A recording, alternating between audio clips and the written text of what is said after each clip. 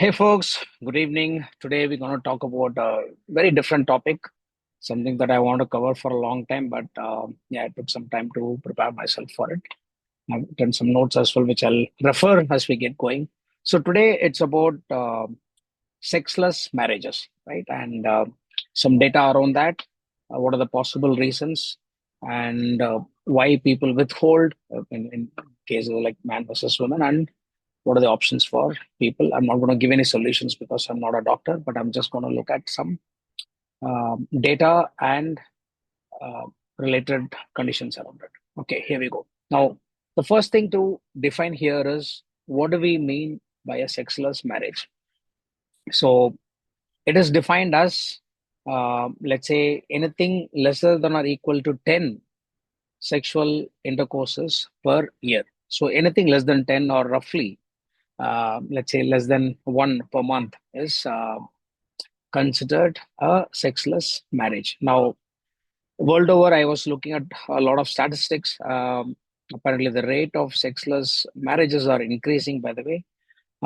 Secondly, the statistics are anywhere from 10 to even 70 percentage, which means almost anywhere from 10 to even 70, 80% of the marriages are falling under this bucket of sexless marriage, which means the couple are living together, but there is absolutely no physical intimacy, right?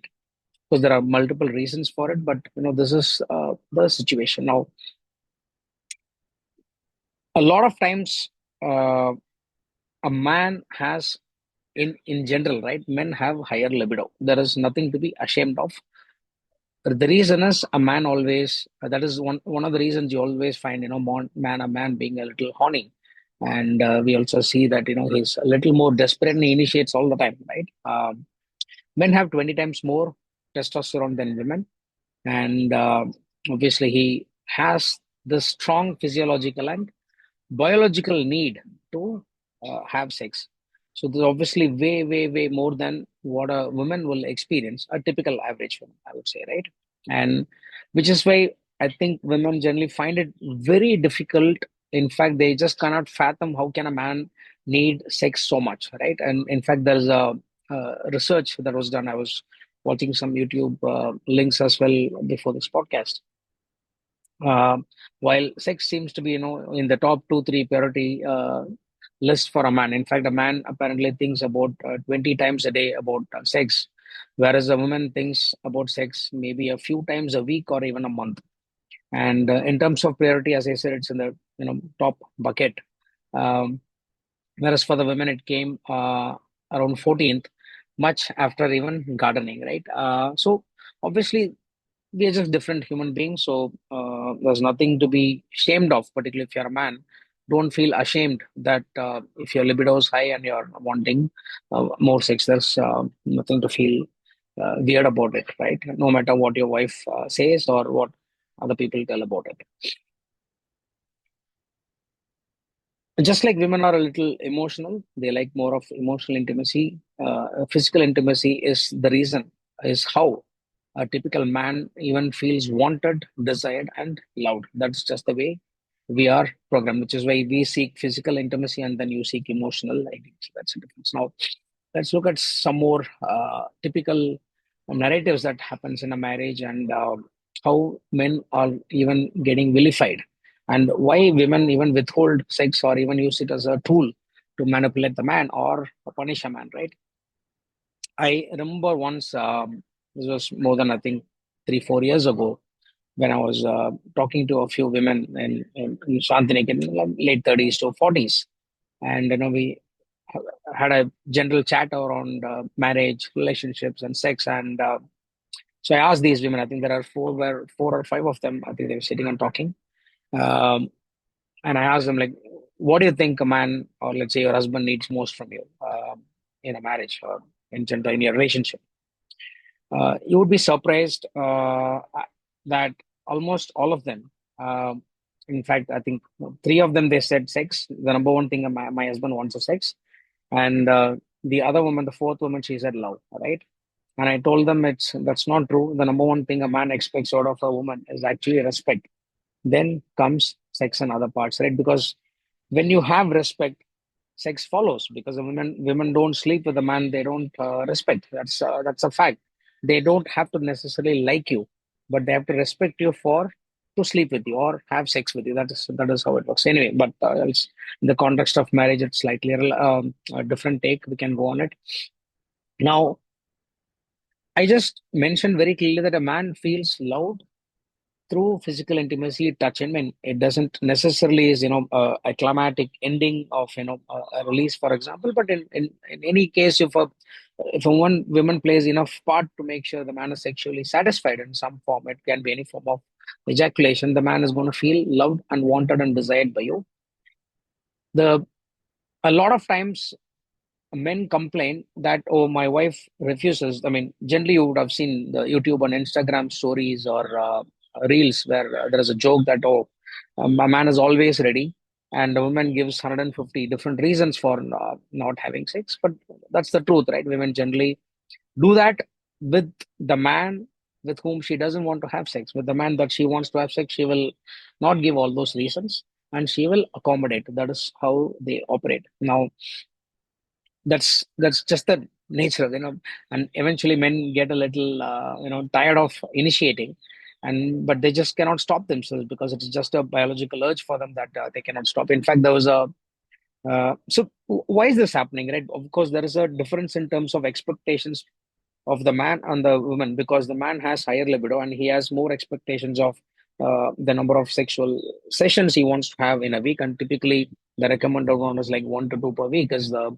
recommended norm of a healthy relationship, or at least 3 to 4 times a month is pretty considered quite healthy. And when a survey was done, almost 55 of, let's say, 20,000 women sometime back, 55 to 60% of the women, they said they have low desire, and the man's desire is here and the woman's desire is here. We also looked at their preference being 14th or 15th in their list of things that they have right now.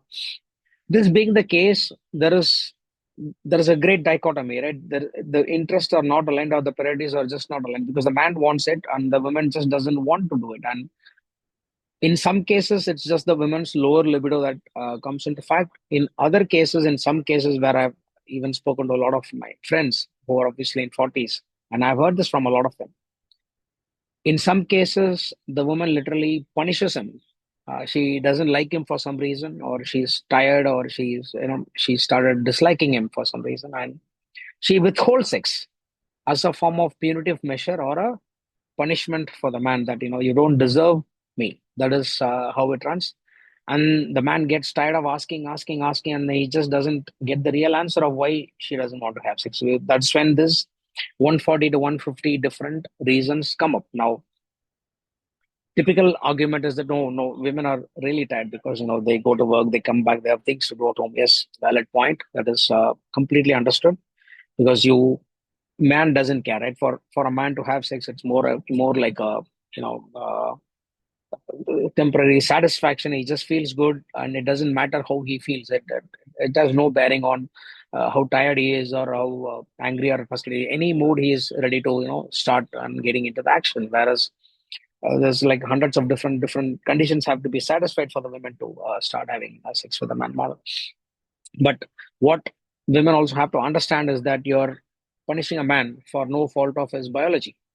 That is how he wants, and I don't see any reason for these kind of women who are kind of, some of them are quite manipulative, that they withhold. They think that, oh, I can retain control. Now, it's not always the man's fault, right? I mean, women blame it as, oh, man's problem. He always wants sex from me. They vilify them, and they can even complain. Reverse the case. Let's say you want more sex than the man, and if he doesn't do enough, let's say he has slightly lower libido than you, the other case that we want to talk about, you would not naturally go and tell people, or maybe think that he is not man enough, he doesn't even want sex, right? And you're going to feel bad, or you're going to not like him, any which case, right, if you desire more of it. Now, I understand, right? If a man completely refuses and you have more drive, yes, you should probably have every reason to feel offended or not desired by them. And of course, I'm not differentiating that, but because it should be, the equilibrium has to be maintained in terms of having that balance of satisfying the partner, whether you personally like it or not. That is your personal preference on sex. should take a backseat, irrespective of the affiliation or motivation you have towards sex. For example, let's say I have more drive than my wife, right? It's imperative on her to make sure she pleases me, and you negotiate on the number of times you want based on, let's say, you cannot obviously do it 3 4 times a day, or 7 8 times a week if that's not the game. You negotiate it down to 1 or 2 times a week, or whatever frequency you are comfortable with. And it's the same case for the girl. If she has more drive and you don't, as a man, it is still your obligation and your duty, because that's a social contract you sign, that you will have to satisfy her whether you like having sex or not. It is just a activity that you should partake in, irrespective of your taste and preference towards that activity. In some cases where I've spoken to friends where they've said the wife is behaving completely irrational, and typically it's women who refuse sex, right? Because the other side of men refusing sex is quite low in terms of percentage, because men are eternally ready and always on. You, like, light bulb or a switch, you switch on, they like almost ready. In cases where the woman refuses sex and for extended periods of time, months together, 6 months, 1 year, and these are very valid cases that happens in a lot of people's life, 35 to let's say 50, right? Now, what options does the man have then? Have you people have to think about it, right? And typically, I've seen that women tend to think of the situation only when they have a son and they are married to a woman who punishes him and refuses sex or withholds sex for him, from him. What does he do? Then you're going to feel very upset, right? That your, let's say, your son or brother is in that situation. Now, even in that case, what I've generally told men, and this is something that I want to still, it's my view, take it or leave it, it's up to you. Never ask twice. And I'm saying, if you're a man, don't ask your woman more than twice. Never. Now, statistically, you might be thinking, oh, you're what an uncouth idiot you are, right? I mean, if I don't ask, it's done. Like, she's never going to initiate. Yes, women can suppress it much more than you. That's about it. It doesn't mean that they don't want to have sex. Secondly, you also have to understand that if a woman is withholding sex from you intentionally and with purpose, she's kind of weaponizing it, right? Now, are you going to fall into the trap by repeatedly going and begging it for it, or are you going to take the higher ground by not asking? I know it is tough to not ask, but have you even tried it? And in fact, that is what I would recommend to man. You ask once, and then the next time you don't, right? Maybe twice. That's it. After that, you don't ask. What eventually happens? You be patient, wait for a month, two, three, four, five. It doesn't matter, right? You will understand that this is an agency in which women hold the upper hand. Now, to neutralize this domain where you gain, let's say, an equal footing in this particular negotiation, by not asking, the woman is going to think, what is happening to my husband or my spouse? He's completely stopped asking. Is he having an affair? Is he having some other girlfriends? Or have I become unattractive to him? Right? It's going to put a lot of self doubt in her, and eventually, even against her wish, she will be forced to come and ask you what is happening. Why aren't you initiating? Right? You have to bring her in that spot to have that equal footing where it starts becoming uh, a good relationship again. Because you may be thinking, oh, Vinod, but this amounts to manipulation. No, it is not, because she was manipulating you. All you're saying is fine. I will have control over my urges, at least in front of her, right? What you do in the back, it doesn't matter, right? Whether you're probably having it outside, or you're watching pornography and ejaculating, or you're masturbating, which anyway men do, right? You have your own options, right? You're just not going to hold it forever, like a sadhu or a celibate man. And of course, unless and until you are part of that no fap culture where you're practicing for extended periods of time, that's your personal choice. In fact, you should try once in a while. But I'm talking about normal men. Don't ask more than twice. Don't hand over the power to women, right? This is one agency where they actually hold a lot of power over you as a woman. Don't give it to her completely. The way to get it back is by not asking, and you will actually see the tables will turn, and she will come and ask you for sex, and then you can just continue from there. This is one tip that I thought I should give. However weird it sounds, you might want to try. It's up to you.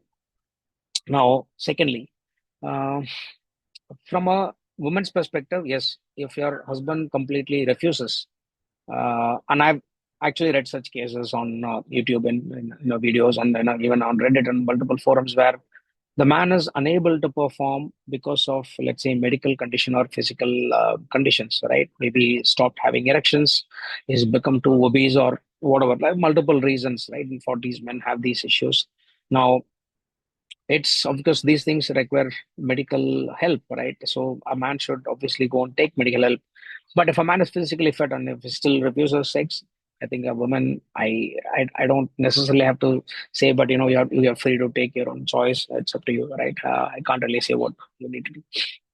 Uh, what else is there? Yeah. So generally, you have to understand, right? It's a kind of a socially accepted contract, right? That's why people started marrying because I'm not saying people married for sex. I'm just saying because sex in marriage was seen as a socially acceptable form of a relationship, because whether you're a woman who had sex outside the marriage, which still is happening in the world, and whether you're a man who are having sex outside the marriage, it's not socially accepted, and you're generally looked down upon. Particularly more if you're a woman. Obviously, if you're a man, people still think, he's a man, he's has his own wiles and stuff going on for him, right? People tend to condone that. And obviously, it's not the same case with a woman. But generally, if it's a social contract where it's accepted form of relationship, then having sex is also a part of the deal, whether you want it or not. And a lot of interesting topics on it. In fact, I'll provide a couple of links to the videos that I watched where people have given different perspectives of why people should have regular sex. How does it help keep the marriage and things going bright for a couple even until late 50s and 60s, right?